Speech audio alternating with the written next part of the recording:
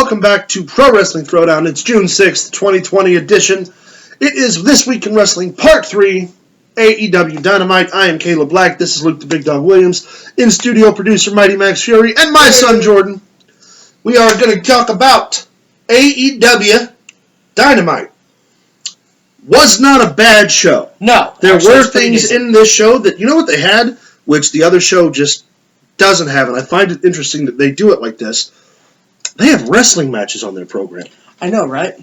Who would have thought in the year 2020? In the year of our Lord, actually have wrestling 2020, matches. There were wrestling matches on a wrestling program. We opened the show with the AEW Tag Team Champions, Hangman Page and Kenny Omega, defending those tag team titles against Jimmy Havoc and Kip Sabian in a very athletic match. Good showing. Kip Sabian and Havoc did the classic heel tropes, the cheating, the ref manipulation. It was a good tag match. It was not bad, yes. In my opinion, I think that they drug it a little too long. Yeah, it didn't. It definitely didn't have Which to be. Which is a recurring theme. 20 minutes. Yeah, for sure. With Omega and Page matches, I mean, if you think about it. Yeah. But you got a good 30-minute opener. Yeah. Which, as you've noticed from the last honestly, videos, at this point, if a match goes too long, it's way better than a promo that goes too long. Yes.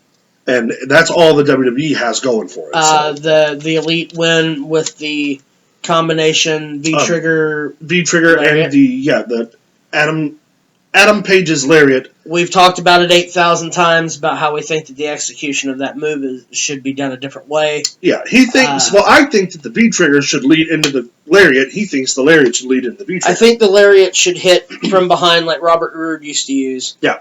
And then as he hits from behind, pushing forward into the V-Trigger. Buckshot. That's what I've been trying to say. The buckshot, yeah. Buckshot lariat. Fire him into the V-Trigger for the pinfall. Yeah. Regardless, they should not hit at the same time. It doesn't look as fluid as it should. Yeah, I agree. But successful outing as tag team champions. Good match. Yeah. I think one of the best of the week. Yeah.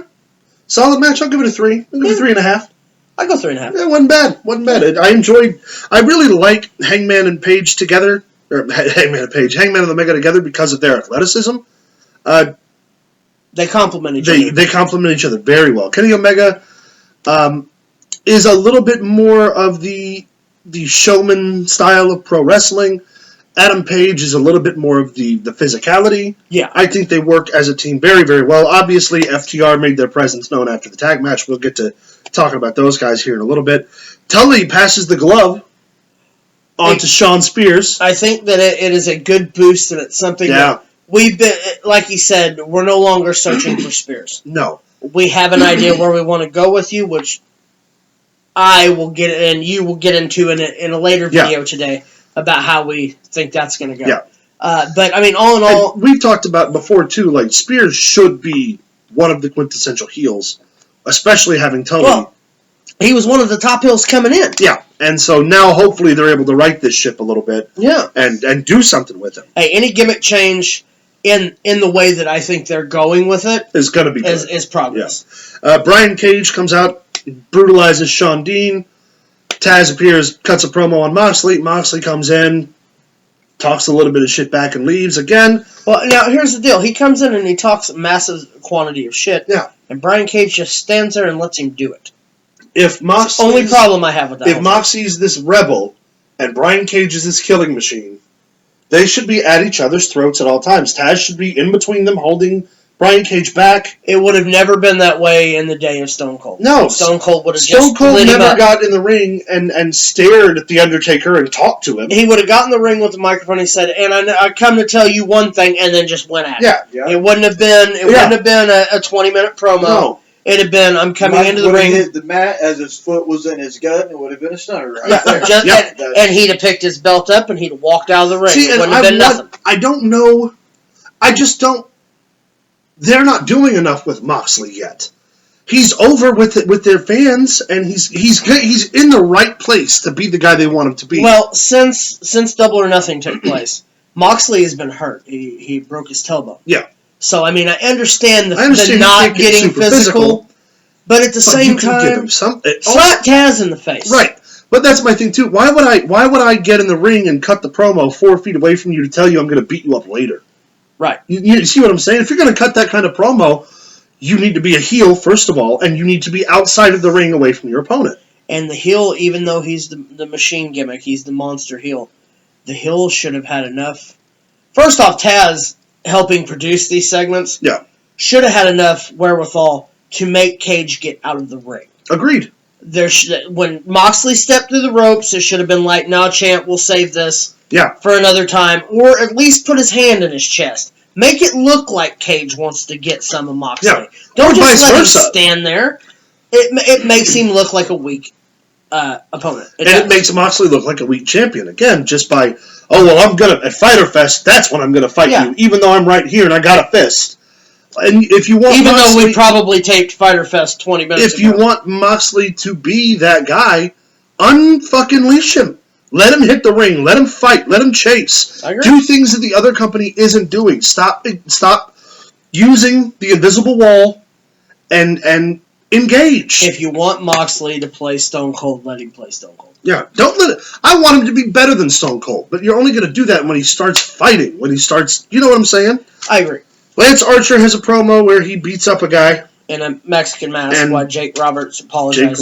apologizes. I understand why Roberts apologized. They're going to try to make Archer look like Roberts has lost control. My only problem with that is Jake the Snake Roberts does not apologize. No, and it doesn't work. He literally come out and talked about Arn and being crippled, and about women needing to keep their place in the kitchen. Yeah. And now he's going to apologize for somebody shoving an announcer? And Archer's promo was weird because he did the fabricated, angry, seething thing. The breathing out of the nose. I don't get it. I'm not intimidated by it. No one's intimidated by it. Nobody believes it.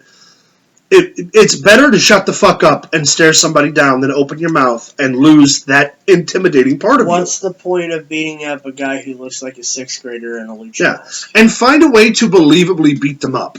Find a way, especially out of the ring. First off, why was there a lucha guy in street clothes there to begin with? Did they just travel around with these guys? They're just hanging out with them, man. You know what? He's slinging them shamrocks. Jericho and Cabana have a great match. Great match. Mm-hmm. Jericho and Cabana killed it. Orange Cassidy comes out after the match. Jericho's trying to call out Tyson and wants to fight the toughest man in the world. Orange Cassidy shows up. It was fun, whatever. I think the dynamic and the promos that these two could have against each other would be entertaining. Yeah. Big Swole beats Nyla Rose. We have a sit-down interview with FTR where they throw a water bottle right in the man's eye. Right at the Butcher. After the interview with Shivani, they talked about wanting to wrestle guys and they leave the Bucks out deliberately. They talk about wanting to teach the Lucha Brothers how to work. Yeah, I'm here for it. I'm totally FTR, sold. Baby. I think that I like how they called out the fact that Omega and Adam Cole were an actual tag team. That's gold, man. That's great. Let them be heels. Let them be.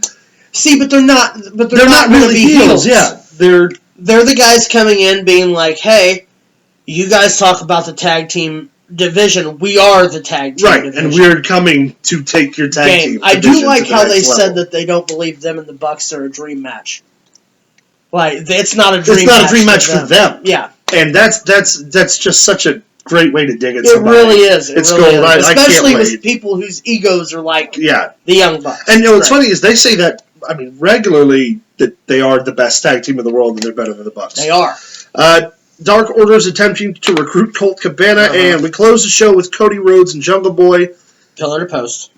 Great match. Great match for the TNT title. Cody Rhodes wins. At least there was a wrestling match in the main event of the show. And he helped put Jungle Boy even further on the map. Yep, I completely agree. Which is what the TV title is supposed to do. Yeah. That's what it is. Yeah. It's a TV championship. You're supposed to defend it every week to get your mid-carders over. Yeah. Or to build your champion. So all in all, AEW, I'm going to give it a 4. I'm going to give it a 4 just because it was the best wrestling show of the week. So far. All right. You know what to do. Send us an email, prowrestlingthrowdown@gmail.com, facebook.com/prowrestlingthrowdown. Like, subscribe, leave us a comment. Tell us what you thought about AEW. Stay tuned for part 4. We're covering NXT, baby.